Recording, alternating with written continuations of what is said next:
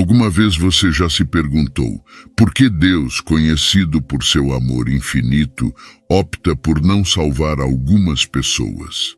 Esta pergunta abre um panorama intrigante sobre o amor divino. Embora seja vasto e inquestionável, Deus se mantém firme em seus princípios. Entre os cristãos, acredita-se amplamente que a vontade divina abrange todos, sem distinção de gênero, idade ou etnia, ansiando pela salvação de cada um. As Sagradas Escrituras confirmam isso em 1 Timóteo, capítulo 4, proclamando o desejo de Deus de que todos sejam salvos e conheçam a verdade. Mas o que acontece com aqueles que parecem estar longe desta salvação? No vídeo de hoje, revelarei 7 perfis de pessoas que podem encontrar obstáculos neste caminho espiritual.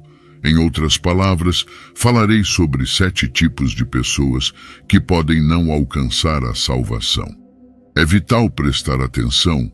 Muitos de nós poderíamos estar inadvertidamente sob a obstrução, nosso caminho para a redenção. Assim, permaneçam atentos e reflitam. Ressoa algum destes perfis com seu caminho espiritual?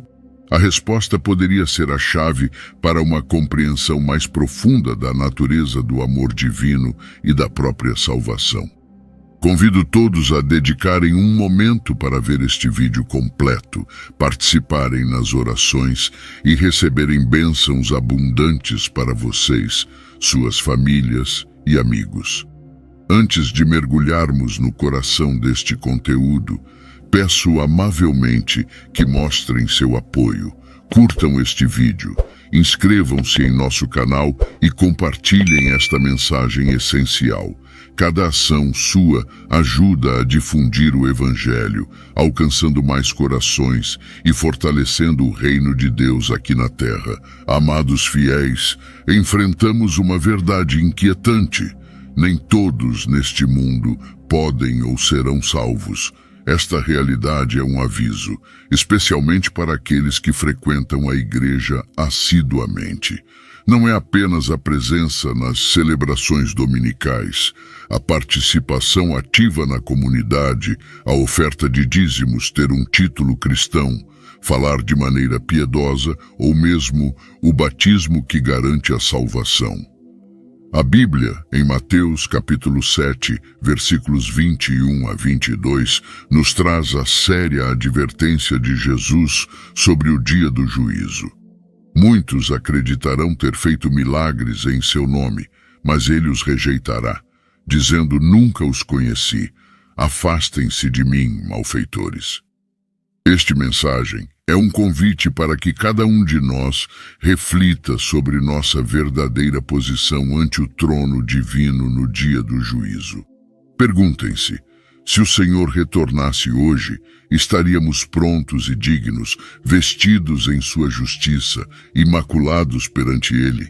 Meditar sobre isso não é apenas importante, é essencial para nossa jornada espiritual. Sinta-se abençoado por estar aqui, participando deste vídeo em um momento tão crucial. Como nos lembra 2 Coríntios, capítulo 5, versículo 10, todos nós devemos nos apresentar ante o tribunal de Cristo, para que cada um receba conforme ao que fez enquanto esteve no corpo, seja bom ou mau. Agora reflitamos sobre 7 tipos de pessoas que, segundo as Escrituras, não podem ser salvadas. O primeiro grupo é composto pelos incrédulos, mas quem são eles? São aqueles que não creem no nascimento, morte, sepultura e ressurreição do Senhor Jesus Cristo. Segundo a Bíblia, estas pessoas não podem alcançar a salvação. A única via para a redenção é através da fé em Deus. Sem esta crença, ninguém pode ser salvo dos pecados e da influência de Satanás. Não há outra maneira de alcançar a salvação, exceto pela fé em Deus e a crença em seu Filho, Jesus Cristo.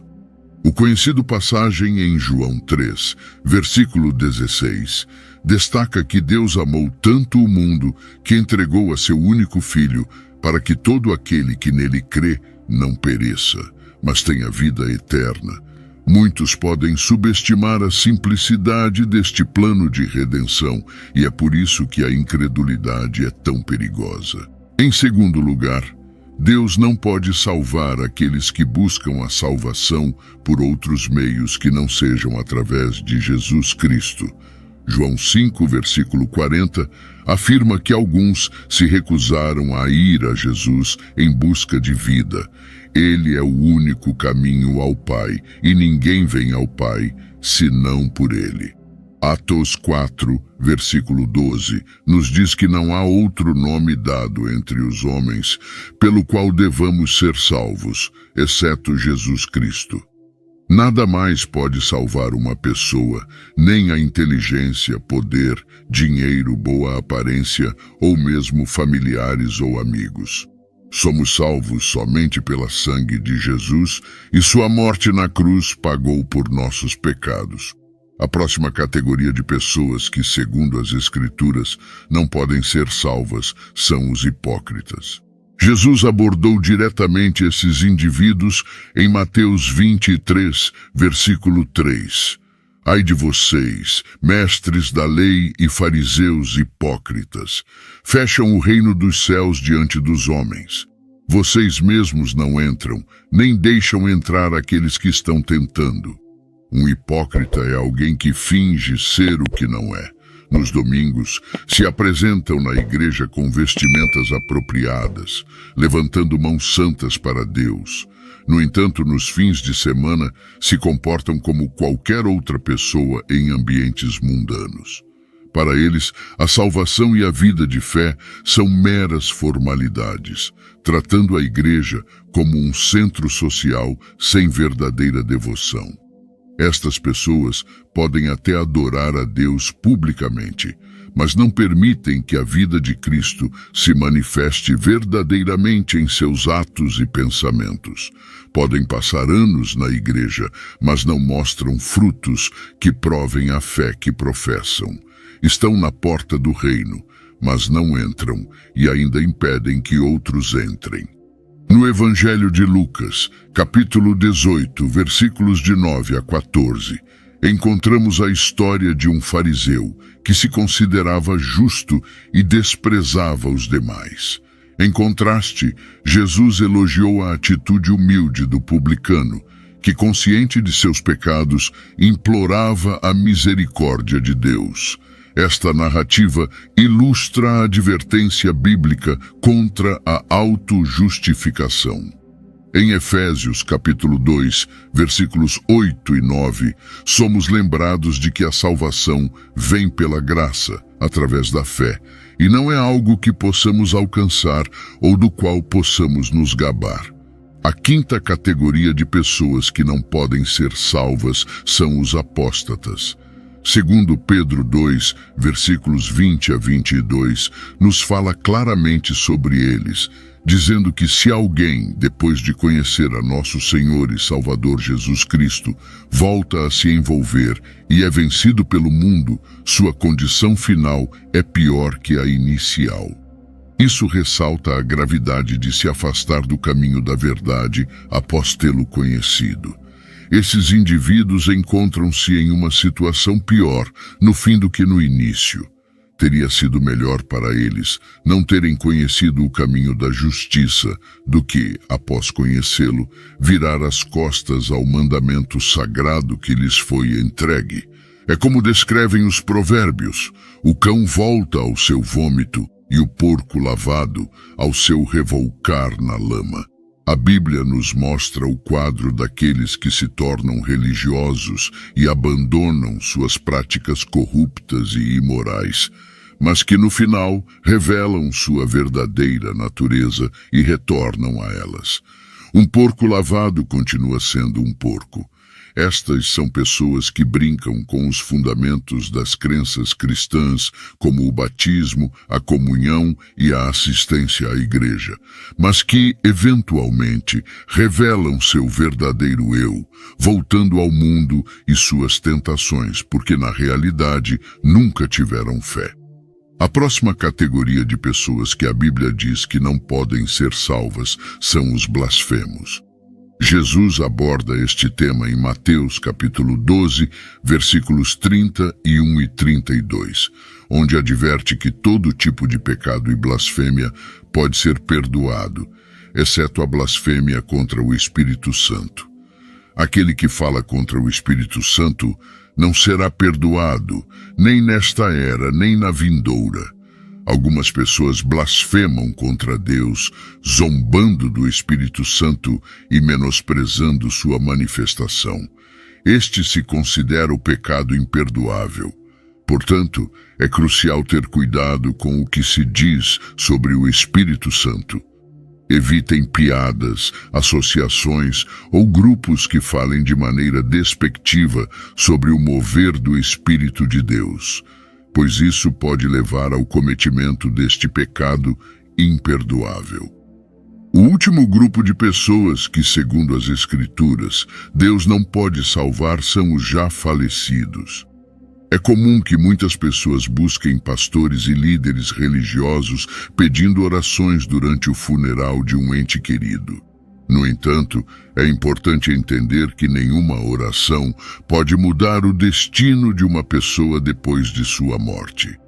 A salvação é possível somente enquanto está vivo. Após a morte, torna-se completamente inalcançável. A ideia de um purgatório, como alguns creem, não encontra respaldo na verdade da palavra de Deus. A salvação é possível somente em vida, e é por isso que é crucial entregar sua vida a Jesus. Amigos, espero que agora possam compreender que algumas pessoas podem não ser salvas. Isso não ocorre por falta de amor de Deus, mas porque Ele não pode comprometer seu padrão de justiça para salvar alguém. O maior ato de amor foi quando Deus enviou seu Filho para morrer por nós na cruz do Calvário, mesmo quando ainda éramos pecadores. Após esse sacrifício supremo, se alguém opta por não crer, Deus não comprometerá seus princípios novamente. Em conclusão, pergunto-lhes: vocês realmente aceitaram a Jesus como seu Senhor e Salvador? Se ainda não o fizeram, este é o momento ideal. O arrebatamento é um tema amplamente discutido entre cristãos e até mesmo não cristãos. Não é apenas um evento futuro predito, mas um evento profético que certamente ocorrerá. O momento exato é desconhecido, mas isto é o que sabemos. 1 Tessalonicenses, capítulo 4, versículos 15 a 17, nos diz que, segundo a palavra do Senhor, nós que estivermos vivos e que permanecermos até a vinda do Senhor, certamente não precederemos aos que dormiram.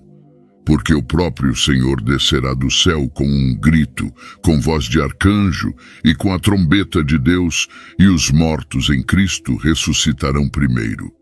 Depois disso, nós que estivermos vivos e que permanecermos, seremos arrebatados juntos com eles nas nuvens para encontrar o Senhor no ar. E assim estaremos com o Senhor para sempre. Este é o momento que esperamos com esperança e fé. Ser arrebatado para se reunir com o Senhor nas nuvens é sem dúvida uma experiência gloriosa que todo crente espera com grande expectativa. O arrebatamento é um evento singularmente destinado ao povo do Senhor, àqueles que depositaram sua fé na graça salvadora de Jesus e se afastaram de uma vida de pecado. Isso significa que, independentemente de quantas boas ações se realizem na terra, ou quão nobres sejam as intenções, se alguém não é um crente que vive para Deus, não será arrebatado quando chegar esse momento. Algumas pessoas acreditam que o arrebatamento ocorrerá mais de uma vez, dando uma segunda chance àqueles que perderem a primeira. No entanto, a Bíblia não apoia essa ideia. Portanto, é essencial fazer tudo o possível para garantir que você participe desta experiência gloriosa. O arrebatamento acontecerá apenas uma vez e não se repetirá.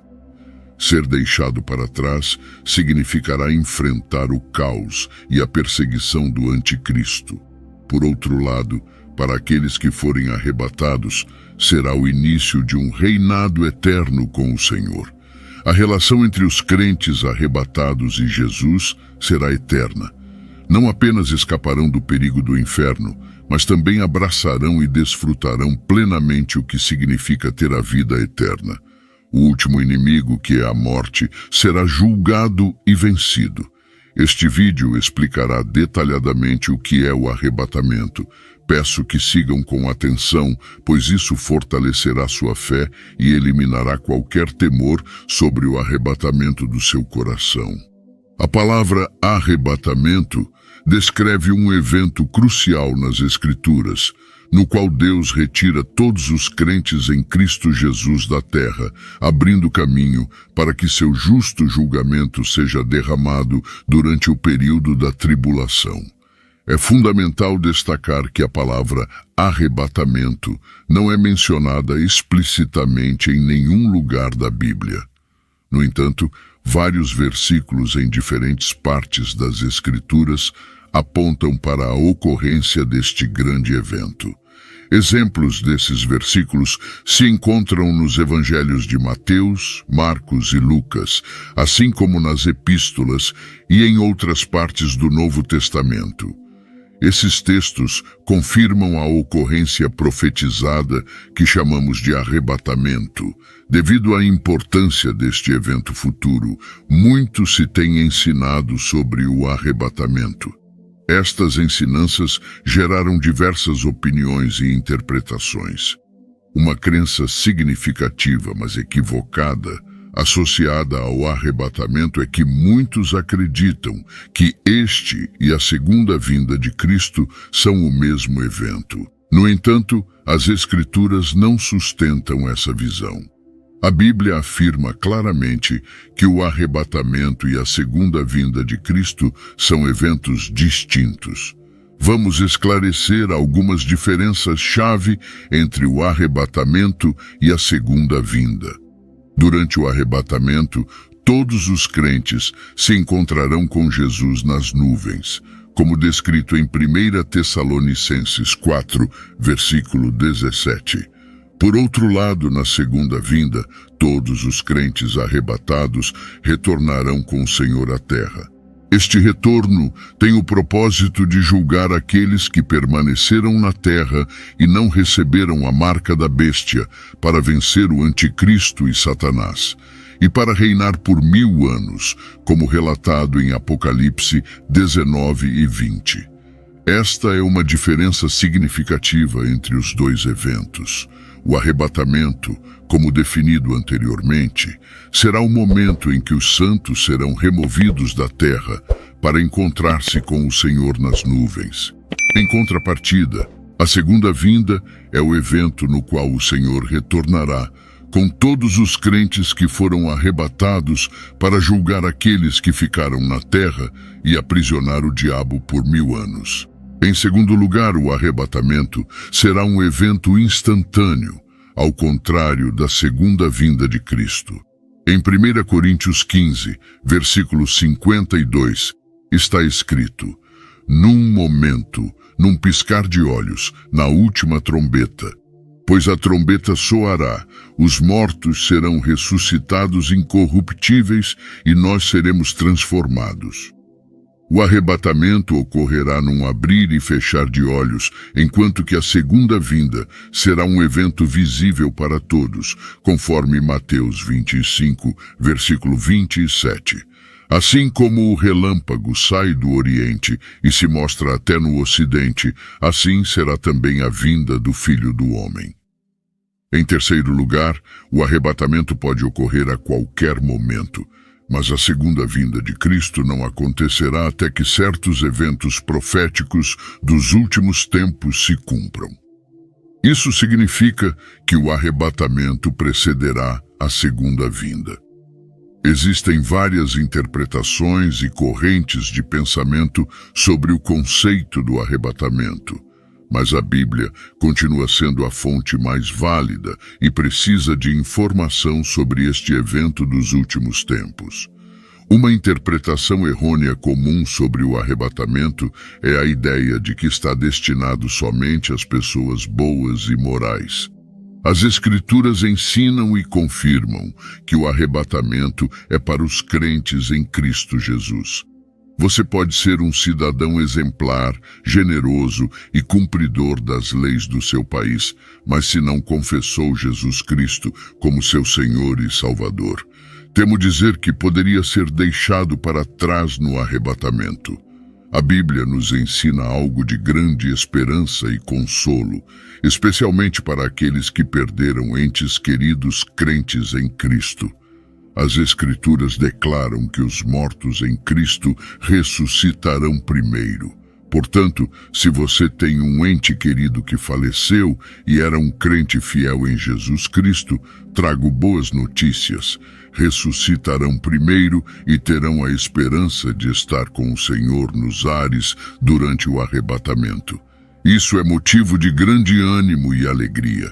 Agora você poderia se perguntar: é possível se preparar para o arrebatamento? Como posso me preparar para este grandioso evento? A resposta é um retumbante sim. Vou compartilhar como se preparar para o arrebatamento. Uma das maneiras de estar pronto é viver uma vida de fé e retidão. Lembre-se da pergunta que Jesus fez a seus discípulos em Lucas 18, versículo 8. Contudo, quando o Filho do Homem vier, encontrará fé na terra. Portanto, amado, dedique-se às coisas que edificam sua fé e o motivam a viver uma vida justa. Não permita que ninguém o desanime da necessidade de viver com fé e retidão.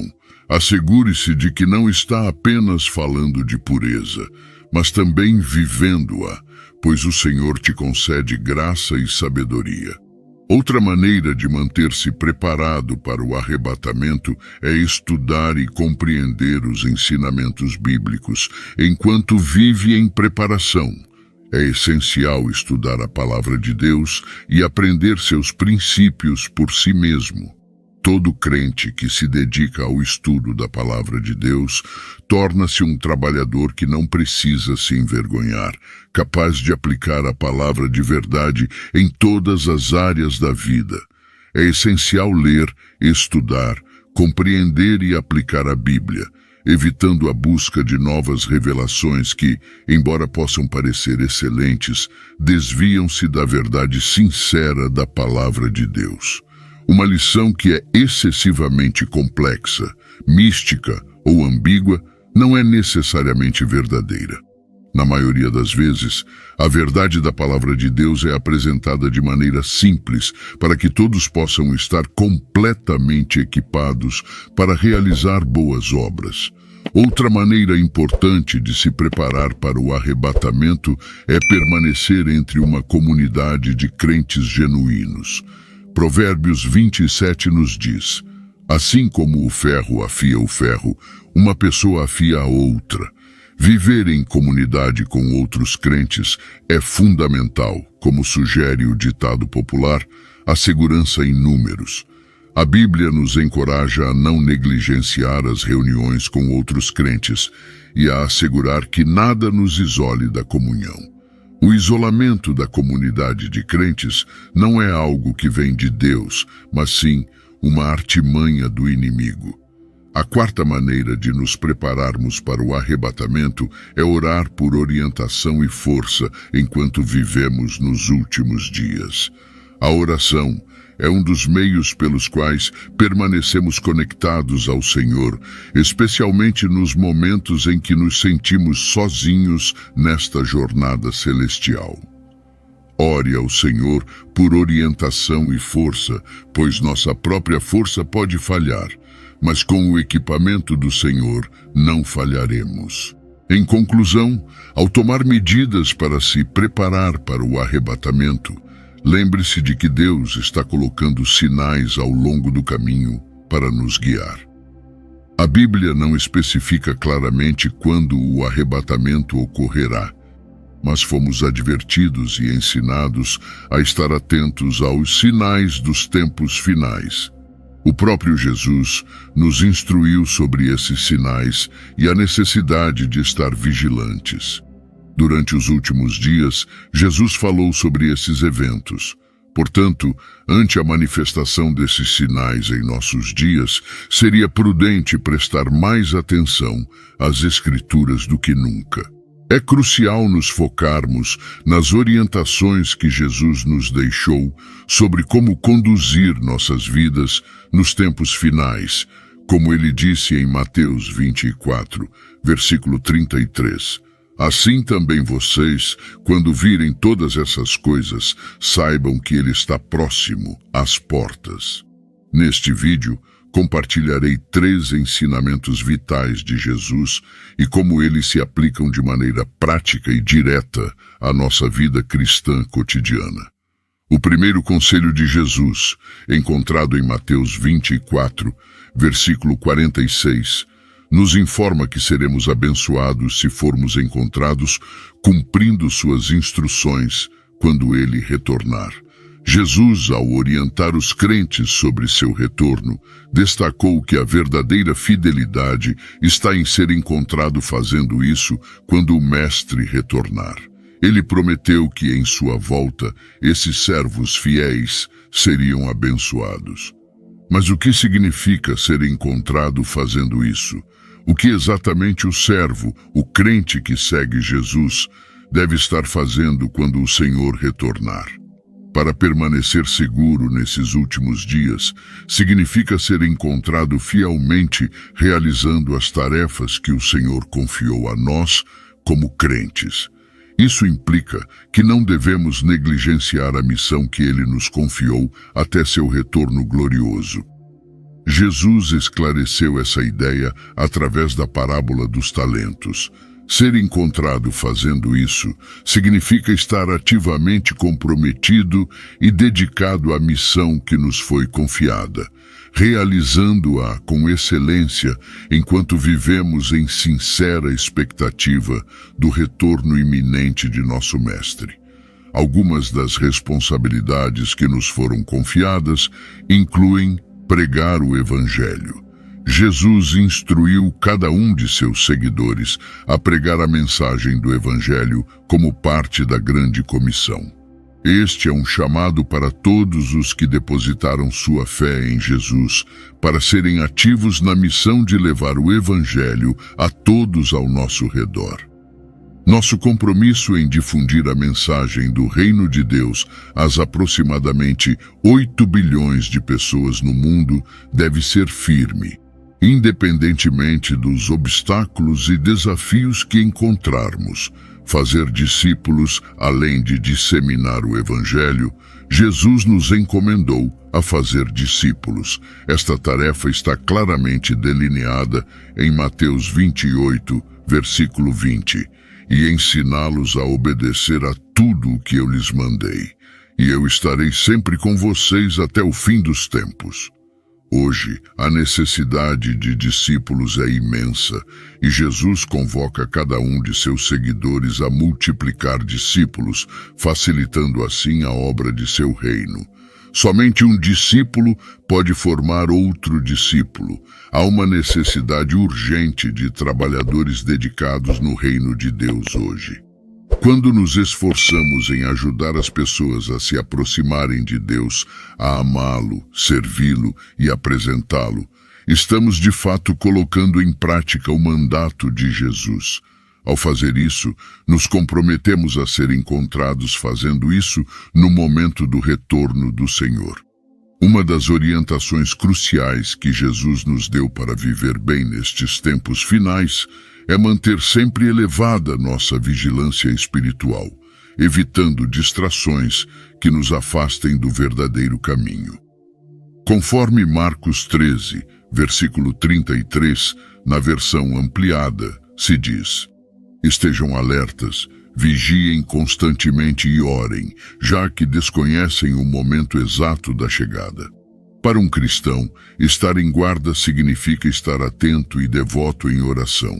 Devemos, amados santos, permanecer sempre vigilantes, não sucumbindo ao torpor espiritual. Esta é uma exortação para aprofundar mais na prática da oração enquanto esperamos o retorno do Mestre. No lugar de oração, encontramos graça, consolo e paciência, elementos essenciais para atravessar os desafios destes últimos dias, escapando das armadilhas e enganos. Os desafios atuais exigem que você e eu dediquemos tempo de qualidade ao Senhor em oração diariamente. Pergunte a si mesmo, como está a sua vida de oração? Quanto tempo dedica à oração todos os dias? Perceba que é fundamental orar continuamente para compreender a vontade de Deus para você e as ações que Ele deseja que realize nesse momento. A comunicação com Deus nos proporciona vantagem frente aos inúmeros planos de Satanás. Muitos cristãos ainda não perceberam que o mundo está mudando diariamente para se alinhar com a agenda do Anticristo e que Satanás está empenhado em desviar o máximo número de santos possível. Mas lembre-se, ele é enganador. Dedicar tempo de qualidade à oração diariamente nos mantém despertos e atentos ao chamado de Jesus para a consciência de seu retorno. Dormir na busca de manter nossa vigilância nestes dias finais é ignorar este conselho vital de estar atento e alerta, pois não conhecemos a hora exata de seu retorno. Em Marcos 13, versículos 35 e 36, se diz: Portanto, mantenham-se alerta, pois não sabem quando o dono da casa voltará. Se ele chegar de repente, não permitam que os encontre dormindo. Esta advertência é clara. Devemos evitar a insensibilidade espiritual. Aqui, dormir não se refere ao descanso físico, mas a um estado de insensibilidade e descuido espiritual. Portanto, neste período de incertezas e transformações, é essencial que sigamos fielmente este conselho de vigilância e oração. Desconhecemos o momento preciso do retorno divino. Manter-se espiritualmente desperto e atento é a chave para não sermos surpreendidos e estarmos prontos para enfrentar os desafios que nos esperam. Jesus, em suas instruções sobre como viver nestes tempos finais, enfatiza a importância de não nos tornarmos indiferentes ou descuidados em relação às coisas do reino de Deus ou à iminente volta de Cristo. Ele nos exorta a permanecer vigilantes, pois desconhecemos a hora de seu retorno. Não devemos nos deixar levar por tendências passageiras ou esquecer suas advertências. Cada fiel é encorajado a estar em guarda, esperando com esperança o retorno do Senhor, tomando medidas conscientes para ser cautelosos com qualquer coisa que possa ameaçar nosso foco ou compromisso espiritual. Estar em guarda significa estar ativamente comprometido em proteger as convicções de nosso coração e nossa fé em Jesus, priorizando tudo que o glorifica e rejeitando qualquer coisa que desvie nosso coração dele. O terceiro conselho de Jesus se encontra em Lucas 21, versículos 34 e 35. Ele nos adverte severamente para sermos cuidadosos para que nossos corações não sejam sobrecarregados pelas dissipações e ansiedades da vida, pois esse dia pode nos surpreender repentinamente como uma armadilha. Jesus nos alerta sobre o perigo do engano proveniente de um estilo de vida frívolo e desenfreado que pode se tornar comum nos últimos dias. Recordamos que eventos similares ocorreram nos dias de Noé, em Sodoma e Gomorra, e até em Babilônia, antes de serem destruídas. A Bíblia relata que antes desses eventos, as pessoas estavam tão absortas em suas vidas, comendo, bebendo e casando-se, que se esqueceram de Deus e de suas advertências. Hoje vivemos uma situação similar, com muitos esquecendo-se gradualmente de Deus e se voltando para as mentiras e enganos difundidos pelo inimigo através de influenciadores, meios de comunicação e até governos. Jesus também advertiu que alguns podem se desviar, não necessariamente por causa do pecado, mas pelas ansiedades da vida. Por isso, é necessário estar atento às pressões que enfraquecem a fé alheia. Embora enfrentemos tempos difíceis, não devemos permitir que nada esfrie nosso coração em relação a Deus. Independentemente das circunstâncias, não permita que a ansiedade te afaste de tua fé. Ao contrário, que tua fé te libere da ansiedade que domina a tantos nestes dias. Queridos amigos, após escutar estes conselhos do próprio Senhor Jesus, qual deve ser nossa reação? De acordo com a segunda carta a Timóteo, capítulo 3, versículos de 1 a 5, vivemos tempos difíceis nos últimos dias. As pessoas se tornarão egoístas, avarentas, arrogantes, abusivas, desobedientes a seus pais, ingratas, ímpias, sem amor, intransigentes, caluniadoras, descontroladas, brutais, inimigas do bem, traidoras, precipitadas, vaidosas e amantes dos prazeres, em vez de amantes de Deus. Manterão uma aparência de piedade, mas negarão seu verdadeiro poder. Devemos evitar essas pessoas. Esta orientação é cristalina. Devemos nos distinguir e separar do resto do mundo, evitando qualquer associação ou grupo que apresente somente uma forma exterior de piedade, mas que na realidade viva de maneira contrária ao poder de uma vida piedosa. Em outras palavras, suas ações ou apoios são reflexos diretos de uma vida de desobediência à palavra de Deus. Se olharmos para o futuro com esperança e antecipação pelo retorno do Senhor, devemos nos agarrar firmemente à profissão de nossa fé e lutar com fervor pela fé que nos foi confiada. Permaneçamos estáveis, firmes e imutáveis, lembrando que, quando o Senhor retornar, recompensará a todos aqueles que mantiveram seu olhar fixo nele e viveram suas vidas para agradá-lo.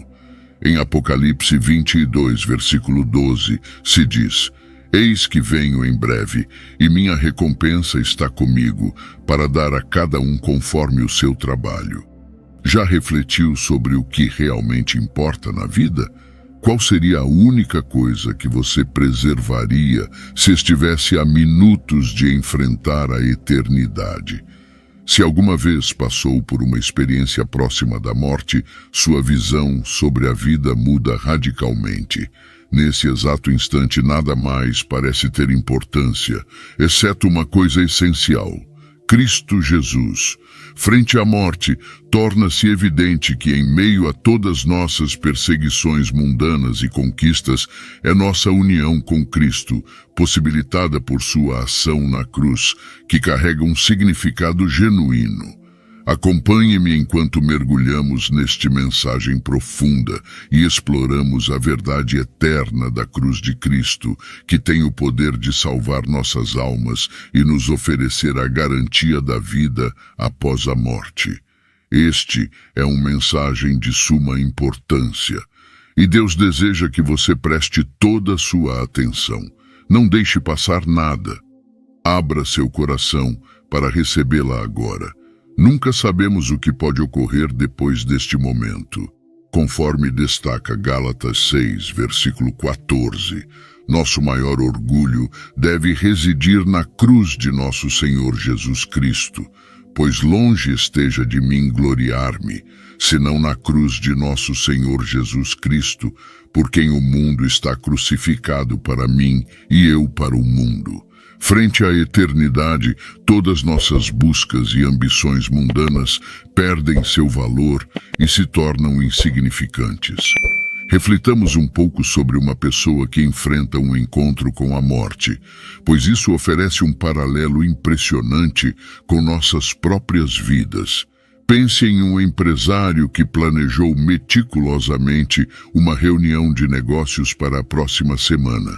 Frente à sua morte iminente, conforme sua vida se desenrola diante de seus olhos, essa reunião se torna um pensamento distante e irrelevante, perdendo seu valor. A busca incansável por riqueza deixa de dominar seus pensamentos, e até sua paixão pelo seu time de futebol favorito empalidece em comparação. Sua amada casa, antes vista como um tesouro, agora parece uma posse trivial. Amigos, este é um lembrete comovente de que as coisas pelas quais nos esforçamos e damos tanta importância, no final, não têm relevância diante da eternidade. O dinheiro, os bens materiais e até nossos logros mais estimados são efêmeros comparados com a questão fundamental de onde passaremos a eternidade. A única coisa que realmente importa é a cruz de Cristo, pois ela desempenha um papel crucial na definição de nosso destino eterno. É essencial levar a sério esta lição, pois ela se aplica a cada um de nós. A morte é uma realidade inescapável que chegará para todos, e no momento em que se aproximar, todas nossas preocupações temporais e prioridades mal orientadas desvanecerão como fumaça. No fundo, sabemos desta verdade, mas frequentemente falhamos em dar a devida prioridade à nossa relação com Deus, perdidos na busca por sucesso, reconhecimento e conquistas mundanas. Não devemos perder de vista o que é eterno. Que esta revelação seja um chamado para despertar, animando-nos a reavaliar nossos valores e reajustar nossas prioridades. Refletir sobre os mistérios da vida após a morte levanta perguntas profundas. O que acontece ao término de nossa jornada terrena? O que nos espera além do limiar da morte? Existe um reino chamado purgatório, ou simplesmente entramos em um sono até o dia prometido da ressurreição? Hebreus 9, versículo 27, oferece uma resposta clara, afirmando: "E assim como está determinado para os homens morrerem uma vez, vindo depois disso o julgamento." A palavra de Deus desmente qualquer concepção de um estado intermediário após a morte e enfatiza a realidade do julgamento após a morte. A ideia de um purgatório é substituída pela certeza de um julgamento divino após nossa vida terrena. Amigos, ao tomar consciência da inevitabilidade desse julgamento iminente, nossas vidas mudarão drasticamente. A compreensão de que seremos avaliados por um Deus santo e eterno, que examinará meticulosamente cada detalhe de nossas existências, nos impulsiona a adotar um modo de vida diferente. Saibam que até as palavras que pronunciamos serão minuciosamente analisadas e julgadas. Meu querido amigo, o julgamento está às portas, espreitando no horizonte. E neste julgamento, um fator crucial determinará os destinos de nossas almas. Em breve, veremos qual é esse fator. Em 1 Coríntios, capítulo 1, versículo 18, reencontramos o tema da cruz, pois a mensagem da cruz é loucura para os que estão perecendo, mas para nós, que estamos sendo salvos, é o poder de Deus. Reflexionem novamente sobre estas palavras. A pregação da cruz, a cruz de Jesus, pode parecer absurda para aqueles em perdição, mas para os salvos representa o poder de Deus. A cruz, uma vez mais, se destaca, diferenciando aqueles que seguem o caminho da perdição daqueles no caminho da salvação. A cruz de Cristo é o elemento decisivo para o perdão de nossos pecados. Sem os acontecimentos naquela cruz e a subsequente ressurreição, a salvação não teria sido possível para ninguém. Como nos lembra Gálatas, capítulo 6, a enfática declaração do apóstolo Paulo, longe de mim, atua como um princípio orientador. para centrar nossas glórias unicamente em Cristo. Ele nos convida a dirigir nosso olhar para Jesus, a fixar nossos olhos na cruz e a depositar nossa confiança naquele que é o autor e consumador de nossa fé. A cruz se ergue como um farol de esperança e um lembrete do amor e sacrifício incalculáveis que asseguraram nossa redenção. Em nosso dia a dia, estamos constantemente distraídos e tentados a nos afastar do verdadeiro significado da cruz, seduzidos pelos encantos das conquistas mundanas, envoltos na busca por ganhos pessoais e atraídos pelos prazeres efêmeros desta vida. Frequentemente, perdemos de vista o valor eterno da cruz. Diante da eternidade, estas buscas tornam-se insignificantes em comparação com o impacto duradouro da cruz. Ela se destaca como o elemento central que diferencia os que estão perecendo dos que estão sendo salvos e serve como fundamento para o perdão dos pecados. Enquanto navegamos pelas complexidades da vida, o ensinamento dos apóstolos permanece como um chamado firme para fixar nossos olhos no poder transformador da cruz. Devemos refletir sobre a verdade contida nesses versículos, enquanto consideramos a realidade do julgamento iminente e o poder transformador da cruz. Em um mundo cheio de disputas por nossa atenção, enfrentamos uma miríade de distrações que buscam desviar nosso foco da cruz. A importância de manter a cruz no centro de nossas vidas é um lembrete constante para não nos perdermos nas trivialidades e ilusões passageiras, mas buscar o significado profundo e eterno que ela representa. A sociedade frequentemente nos incentiva a nos concentrarmos em nossa própria bondade, instando-nos a nos orgulharmos de nossos feitos e retidão pessoal, promovendo a ideia de autossuficiência baseada na confiança em nossa bondade percebida, perpetuando uma visão distorcida que desconsidera a verdade mais profunda de nossa condição humana.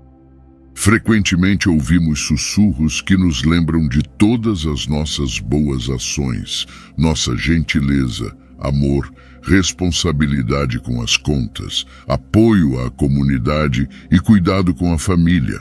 Somos elogiados por nossa retidão moral e cumprimento das leis, levando muitos a acreditar que são, de fato, boas pessoas. Essa mentalidade é comum em muitos pelo mundo, incluindo aqueles que não creem, falhando em reconhecer a própria natureza pecaminosa e as terríveis consequências que dela derivam. Muitos não se dão conta do que Romanos 3, versículo 23, tenta nos ensinar. Todos pecaram e estão privados da glória de Deus, ou ainda em Romanos 6, versículo 23, onde se lê: porque o salário do pecado é morte, mas o dom gratuito de Deus é vida eterna em Cristo Jesus, nosso Senhor. Todos somos pecadores. A Bíblia nos ensina que herdamos a natureza pecaminosa de Adão. No entanto, o engano ilude as pessoas, dando-lhes uma falsa percepção de retidão, mantendo-as afastadas da salvação até que seja tarde demais. A compreensão limitada do pecado, vista apenas como crimes atrozes ou transgressões graves, é desafiada pela mensagem do Evangelho, que aponta para cada um de nós e declara que todos falhamos em alcançar a glória do Todo-Poderoso. O Evangelho apresenta uma mensagem direta e impactante, revelando uma verdade perturbadora. Cada pessoa, não importa quão respeitada pela sociedade ou considerada virtuosa, é pecadora diante de um Deus santo. Muitos se assustam com esta firme avaliação de sua condição moral e rejeitam veementemente a ideia de serem classificados como pecadores. Em vez disso, preferem se apegar à ilusão de sua própria retidão. Por isso, a mensagem do Evangelho torna-se para eles algo ofensivo e difícil de compreender, uma verdadeira pedra de tropeço. Isso acontece porque não estão dispostos a aceitar a realidade de sua necessidade de salvação. A ideia da redenção lhes parece uma tolice, um conceito sem importância, que é facilmente descartado. Muitas pessoas buscam consolo em seus logros, atos de caridade e retidão moral, acreditando que tais ações louváveis são suficientes para assegurar sua posição diante de Deus. São seduzidas pela crença enganosa de que a mensagem da cruz é desnecessária, confiando que podem alcançar a salvação por meio de seus próprios esforços e méritos. O mundo reforça essa ilusão, perpetuando a mentira de que a cruz é irrelevante em nossas vidas. No entanto, é crucial resistir a essa falsidade e aceitar a desconfortável verdade de que nossa bondade por si só é insuficiente. Devemos reconhecer que nossa própria retidão não é suficiente para nos redimir. Não é necessário buscar mais exemplos para nos darmos conta da crescente cultura de desrespeito à vida humana no mundo atual. Basta pegar o celular e navegar pela internet para encontrar a hostilidade que permeia o planeta. Observamos um aumento sem precedentes de assassinatos, conflitos armados e atos terroristas, mais do que em qualquer outra época nas últimas 9 décadas. Mais vidas foram perdidas em guerras do que nos 500 anos anteriores combinados. Somente no século passado, estima-se que 203 milhões de pessoas perderam a vida em guerras e somente na última década, aproximadamente 2 milhões de crianças foram assassinadas e outros 4 a 5 milhões ficaram incapacitados devido a conflitos. Ante esta realidade, é difícil não pensar que o julgamento divino esteja próximo. Mas, independentemente de se o arrebatamento acontecerá primeiro ou se deixaremos este mundo para a eternidade, a questão crucial permanece. Estamos preparados para nos encontrarmos com nosso Criador, tal como estamos agora? Temos uma relação com Jesus? Escute, deixe de lado as preocupações desta vida. No final, o que realmente importará é sua conexão com Jesus. Não importa seu saldo bancário ou status social, seguidores no Instagram ou outras redes sociais, mas quão preparada está sua alma. Entreguemos nossos corações ao Senhor neste momento, arrependamo-nos e sejamos firmes na verdade, independentemente do custo. Oremos para que Deus guie nossos corações às coisas do Espírito e nos libere das ataduras da corrupção que domina o mundo. Que o amor por Deus se converta em nossa principal motivação e nos brinde a certeza sobre nossa eternidade. Amém.